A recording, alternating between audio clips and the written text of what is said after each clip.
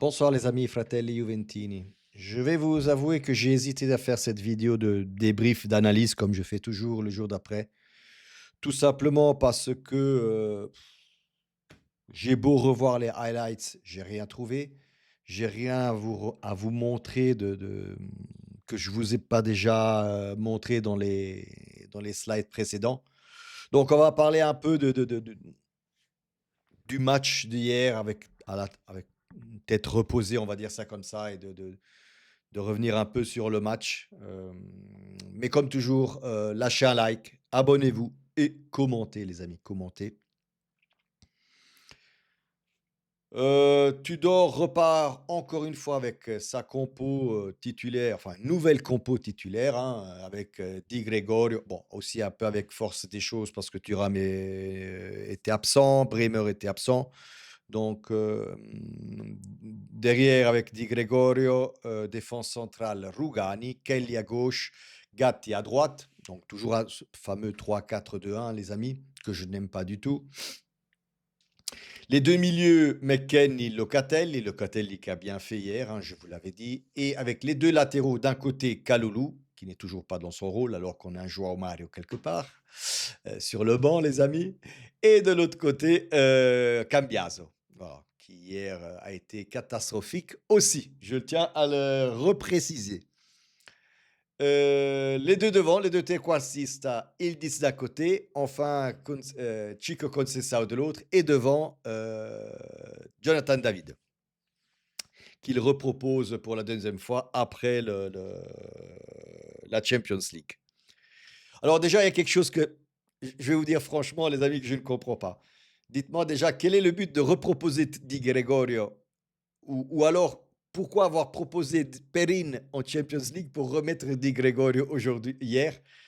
Franchement, je n'arrive pas à comprendre. Alors, soit on et c'est là où je dis que Tudor n'est pas linéaire, il donne pas de continuité peut-être à ses idées, ou je sais pas. Là, il a mis David depuis le début pendant 2 matchs. Vous allez voir que les prochains matchs, David ne sera pas là depuis le début. Il va mettre un Vlahovic parce que David n'a pas marqué, et David va peut-être rentrer, il va marquer, donc il va rechanger encore une fois.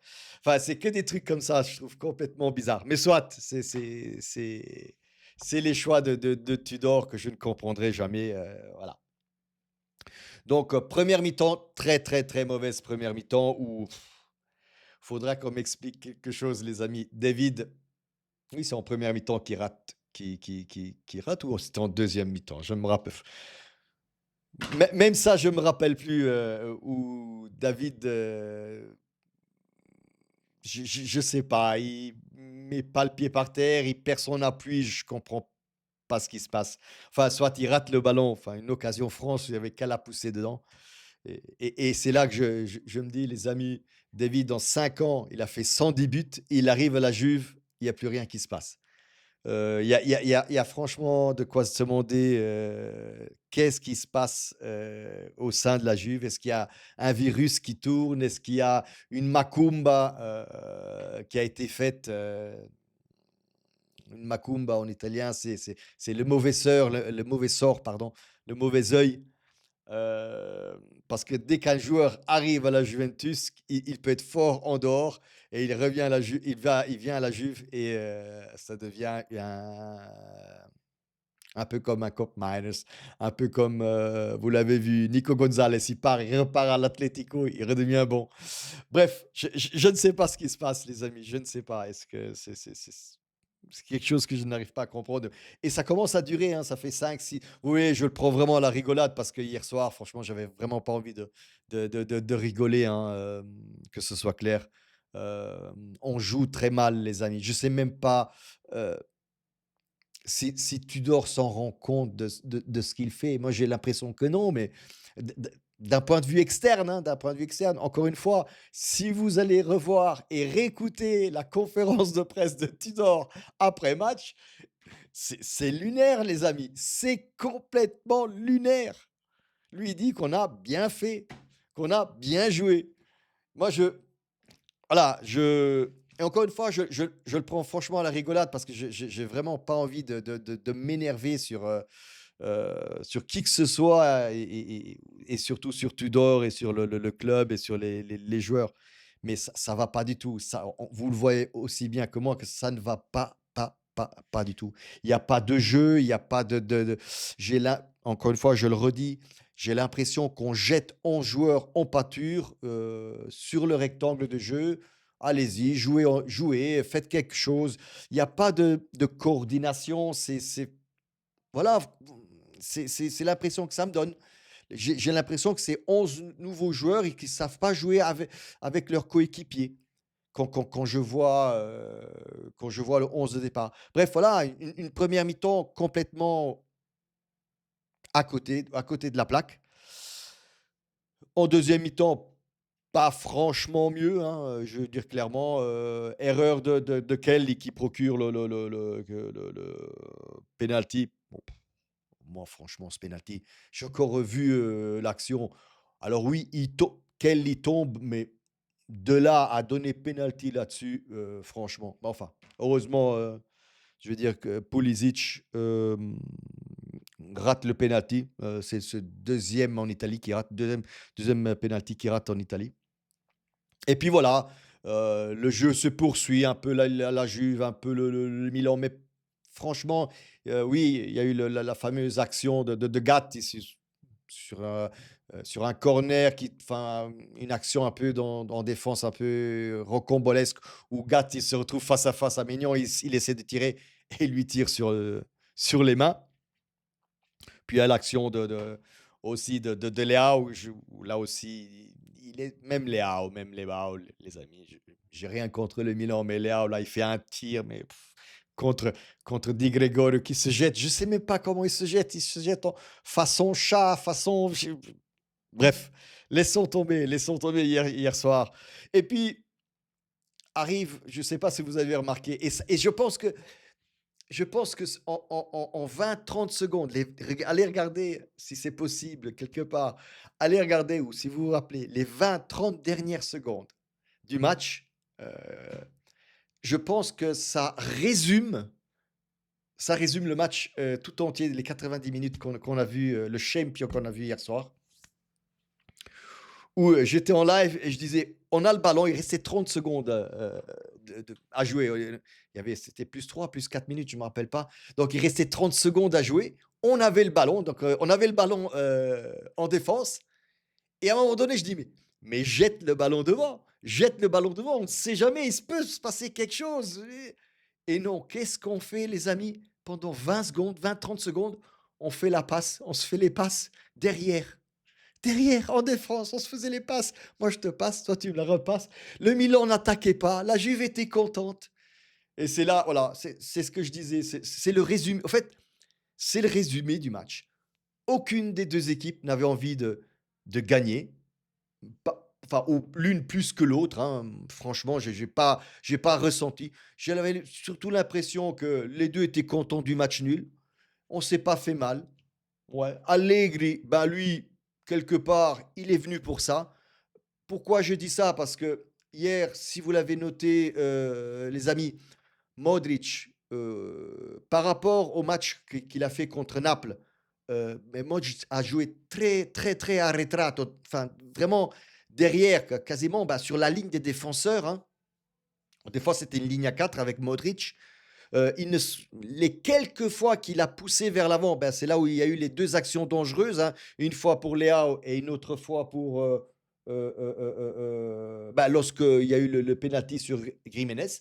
Donc les 2 seules fois où il a fait ces petites passes filtrantes, on va dire ça comme ça, ben, voilà, il y a eu un peu de danger dans la défense de la Juve, mais sinon Modric jouait très derrière. Alors je ne sais pas si c'est Allegri qui a voulu ça, pour se couvrir, je ne sais pas. Mais en tout cas, les amis, si Modric devait jouer comme il avait joué contre le Naples, vraiment plus en avant, je pense qu'on s'en serait pris 2 ou 3 hier soir, facilement, facilement. Donc c'est pour ça que je dis, je pense qu'Allegri aussi, lui, il est venu pour le match nul, hein, il s'est mis derrière, hein, avec Modric et d'ailleurs, ça s'est très bien, vu. Qui est-ce qui n'a pas performé hier comme, hem, hem, je veux dire, par rapport au match de Naples, où on a vu un Rabiot, Fofana à côté de Modric, on dirait que c'était des champions. Bah, justement, Modric étant, plus derrière ou jouait beaucoup plus derrière, bah, Rabiot n'a rien fait, Fofana n'a rien fait. Donc voilà. Donc, je pense que c'était voulu de la part de Allegri et c'est pour ça que je dis attention au Milan, parce que je pense que sans Modric, je pense que je l'ai dit aussi, à la vidéo post, Milan-Napoli. Si Modric prend, alors une petite blessure et pas plus que ça, hein, je veux dire même, un raffreddore, hein, comme on dit, un rhume ou n'importe quoi, ben, un Milan avec Modric et un Milan sans Modric, c'est deux comment je veux dire? C'est 2 équipes différentes, hein. C'est 2 jeux complètement différents de la part d'Allegri, hein, clairement. Nous, de notre côté, oui, Tudor a essayé quelques changements. J'ai toujours pas compris ses remplacements, hein, Vlahovic, Openda et Thuram. Donc il est sorti de son 3-4-2-1 pour faire, bah, vu qu'il a mis Openda et Openda, Vlahovic et Thuram, donc c'est un 3-5-2, clairement. Il s'est protégé lui aussi, hein, il s'est mis en 3-5-2 en miroir par rapport au Milan, bien que le Milan, même en, les dernières minutes, jouait plutôt un 5-3-2 aussi, hein. Donc vous voyez, hein, très, très, très mauvais match hier, que ce soit du Milan et que ce soit de la Juve. Sinon, voilà. Après, encore une fois, qu'on me dise Tudor, dis-moi quel est le rôle de Openda et quelle est la position d'Openda. Parce que moi, je ne comprends plus rien. Tu le mets devant, tu le mets derrière, tu le mets dans un 3-5-2, tu le mets à deux devant, tu le mets. C'est quoi? Trequartista, mezzala, attaquant central, attaquant latéral. Moi, je ne comprends pas. Hier, j'ai vu Openda qui courait partout. C'est tout ce que j'ai vu. Openda qui courait partout. Comme un McKennie, hein, hier soir. D'ailleurs, je pense que McKennie, c'est celui-là qui a couru le plus. C'est celui-là qui a avalé le plus de kilomètres, on va dire ça comme ça. Mais courir dans le vide. Courir dans le vide. McKennie, Openda, courir dans le vide. Ça sert à quoi à courir dans le vide? Oui, ça sert à une chose, à être fatigué. Et je comprends pourquoi tes joueurs sont fatigués. Je comprends pourquoi un Bremer est fatigué. Je comprends pourquoi un Thuram est fatigué. Parce que jouer comme ça tous les 3-4 jours, Champions, championnat, Champions, championnat, Champions, championnat, ben tu ne peux pas. Tu ne peux. Et surtout qu'on n'a pas les réserves derrière pour remplacer ce type de joueur. Comment tu remplaces un Thuram? Comment tu remplaces un Locatelli? Comment tu remplaces un Bremer? Comment tu remplaces un défense? Je sais pas, je sais pas. Toujours en jouant sur cette quantité. Physique, physique, physique, physique, physique. C'est pas possible, tout simplement.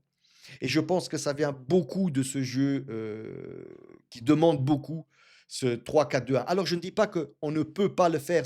Sur, Sûrement contre quelques équipes, on peut jouer ce 3-4-2-1. Mais je pense clairement que la majorité des autres matchs, il faut le jouer en 4-3-3 ou alors tout simplement en 4-4-2, mais une défense à 4. Peut-être 4-4-2, c'est encore le mieux pour nous parce qu'on n'a pas un regista, on n'a pas un vrai numéro 10. On n'a pas un vrai numéro 10. Donc peut-être que le 4-4-2 serait encore mieux que le 4-3-3. Mais il faut jouer à 4 en défense. Encore une fois, hier, le Milan, avec un seul attaquant, Jiménez, on est à 3 en défense. On est à 3 en défense. Parce que tu ne peux pas te permettre de faire monter ou de trop faire monter un Kelly et un Gatti, parce que sinon tu laisses seul Rugani tout seul là. Et d'ailleurs, c'est bien pour ça que quand vous voyez que Kelly montait ben, ou Gatti de l'autre côté, on voyait, comme je vous l'avais dit, je ne comprends pas, on voit Cambiaz au milieu. Mais je comprends pourquoi on voit Cambiaz au milieu. Ben, c'est pour aider s'il se passe quelque chose, un contre-pied, c'est pour aider Rugani, parce que soit Kelly montait, soit Gatti montait. Donc vous voyez, il y a quelque chose qui ne tourne pas dans cette défense à 3.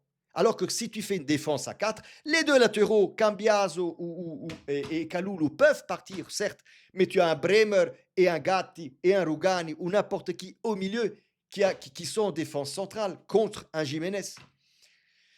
Bref, voilà. Désolé encore pour ce soir que je n'ai pas de slideshow, mais franchement, je n'avais vraiment rien à montrer. Il n'y avait rien que vous sachiez déjà, pardon. Et en plus, hier soir, dans le match, franchement, il y avait rien à montrer. Que ce soit du Milan et que ce soit de la Juve, il y avait vraiment rien du tout, à part les deux, trois actions dont on a discuté. Les 2 actions, grâce à Modric, donc du penalty et du filtrant vers Leao, et de l'action de Gatti, qui arrive un peu occasionnellement. Voilà. Come sempre ragazzi, fino alla fine. Forza Juve.